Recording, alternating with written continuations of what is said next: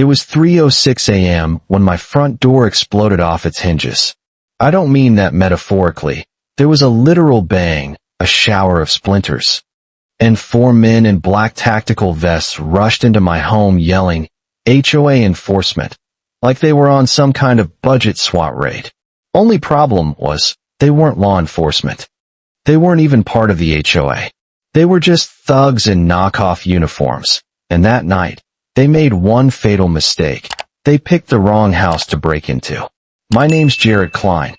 I'm a retired Army Ranger, now a stay-at-home dad to my 12-year-old son, Logan. We live in a quiet cul-de-sac on the edge of a small lake town in Minnesota. My wife passed away 3 years ago from an aneurysm, left suddenly, without warning, and since then, it's just been the two of us. Logan's the kind of kid who builds Lego tanks with working suspension and reads books on military strategy for fun.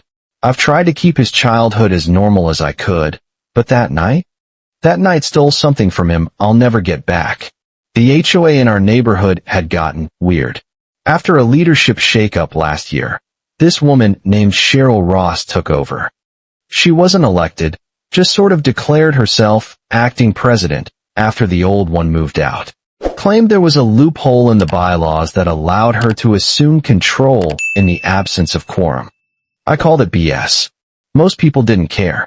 But then the notices started showing up. She fined my neighbor $200 for leaving their trash bins out, more than 37 minutes past pickup. Another guy got cited for a non-compliant paint shade because his house was off-white instead of eggshell cream. I stayed quiet. Until one day she decided my truck, my old F-250 that I parked on the side of the driveway, was a military-style vehicle. And apparently, in her world, those weren't allowed on residential lots. Then tacked on processing fees that brought it up to over $3,800. I told her, very plainly, "This is harassment. Leave us alone." She smiled like I just handed her a challenge. I didn't know she'd go this far. Nobody did. Back to that night. The door crashes open. I reach for the 9mm I keep in a biometric safe by the bed, but I'm too slow. One of the guys is already in our bedroom, shouting, waving a flashlight in my face. Another one yanks the blanket off me and shouts something about resisting HOA inspection. I catch a glimpse of the vest, black nylon, white block letters that say security enforcement. No badge. No name tag. No authority. I don't move. I raise my hands. "You've got the wrong house," I say. He shoves me back down. "Nope. Right house. Non-compliant vehicle on record. We're authorized to inspect and impound." They're not even pretending to be subtle. Another guy's already in the living room tearing through drawers, calling out, "Found cash." One more is shouting at Logan, who's now standing in the hallway, barefoot, shaking, trying to understand what's happening. That's when it happened. See, a few months earlier, I'd started teaching Logan gun safety. Just basic stuff. How to hold it. How to unload it. How to respect it. Never to touch it without me around. But I also told him, if someone ever breaks in and I can't help you, you do whatever it takes to survive. I never thought he'd need to remember that. But he did. Logan didn't scream. He didn't cry. He slipped back into his room while the guy in the hallway turned his back. He opened the little biometric lockbox we kept on the high shelf in the closet, the one we practiced with every few weekends. Inside was a .22 Ruger pistol. Small caliber, but enough to make a point. I didn't see him do it, but I heard the shot. Pop. Then silence. Then screaming. The guy in the hallway went down, clutching his thigh, blood blooming through his black cargo pants. Logan stepped out, pale as a ghost, both hands on the gun like we practiced, and said in the calmest voice I've ever heard, "Drop your weapons, or I'll shoot again." You could have heard a pin drop. The guy in our bedroom froze. The guy in the kitchen cursed and bolted out the back.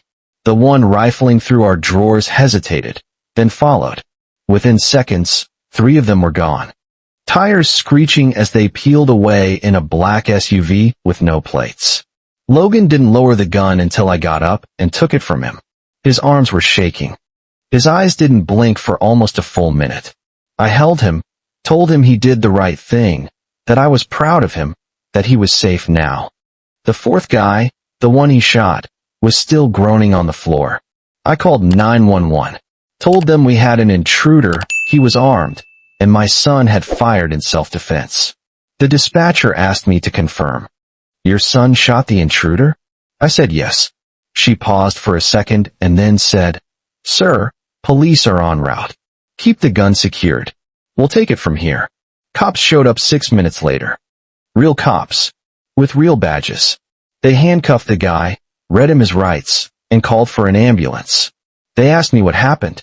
I showed them the fake uniform, the plastic badge. The ridiculous printout that said, HOA warrant of entry. One of the officers actually laughed. This is the dumbest thing I've ever seen, he said. They made their own warrant? Apparently.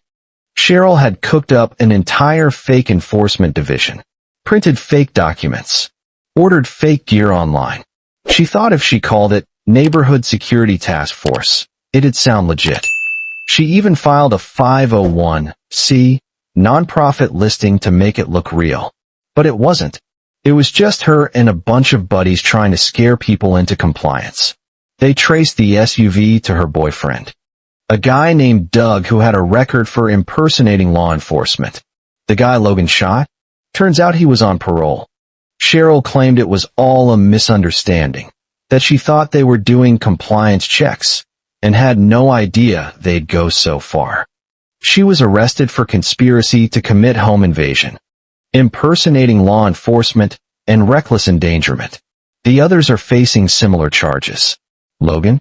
The DA cleared him the next morning. Said it was the clearest case of juvenile self-defense they'd ever seen. No charges. No probation. Nothing. But that doesn't mean it didn't leave a mark. For weeks afterward, Logan didn't sleep right. He kept checking the locks. Kept asking if we should move. One night, I heard him whisper to himself, I thought I was gonna die. That broke me. I sat with him on the edge of his bed, held his hand, and said, You were brave. Braver than I ever was at your age.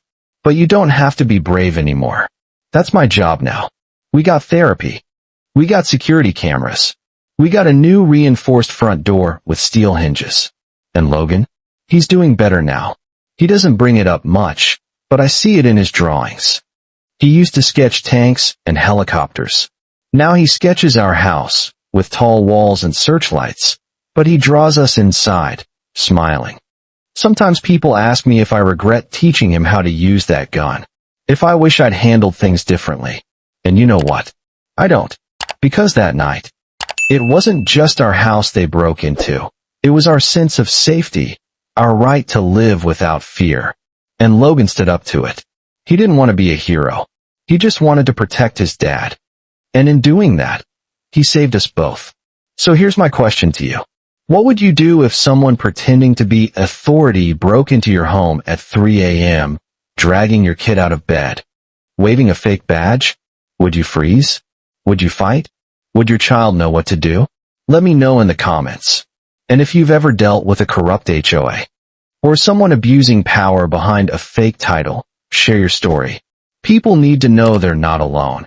And that sometimes, standing up starts with one small voice, saying no more.